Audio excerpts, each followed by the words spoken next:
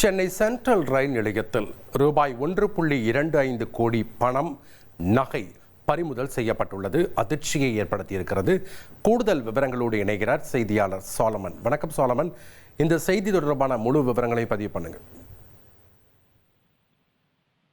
வரவிருக்கும் சட்டப்பேரவை தேர்தலை முன்னிட்டு ரயில் நிலையங்கள்ல ரயில்வே போலீசார் மற்றும் ரயில்வே பாதுகாப்பு படை போலீசார் தீவிரமாக சோதனை மேற்கொண்டு வருகின்றனர்.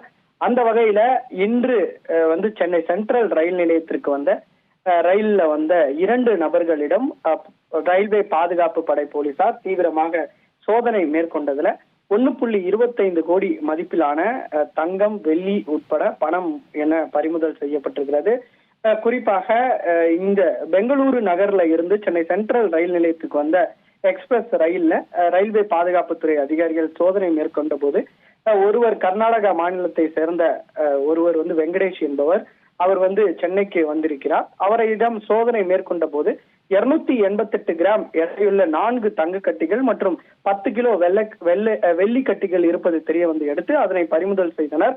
இதனை வருமான வரித்துறையினரும் ஒப்படைத்தனர். இதே போல விஜயவாடாவில் இருந்து சென்னை சென்ட்ரல் வந்த பயணி ஒருவரிடம் சோதனை மேற்கொண்டதுல ஆந்திர பிரதேச மாநிலத்தை சேர்ந்த கார்த்திக் என்பவரிடம் விசாரணை மேற்கொண்ட போது அவர் கணக்கில் வராத பணமான 48 லட்சம் ரூபாய் கொண்டு சென்றிருப்பது தெரிய வந்திருக்கிறது.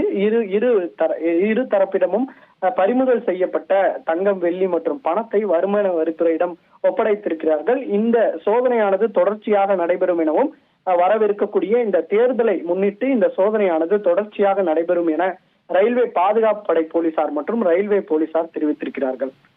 நன்றி சாலமன், உங்களுடைய தகவல்களுக்கு. இனி செல்லும் இடமெல்லாம் செய்தி. தந்தை டிவியின் வாட்ஸ்அப் சேனலை ஃபாலோ பண்ணினா செல்ல இருக்கும் இடமெல்லாம் செய்தி.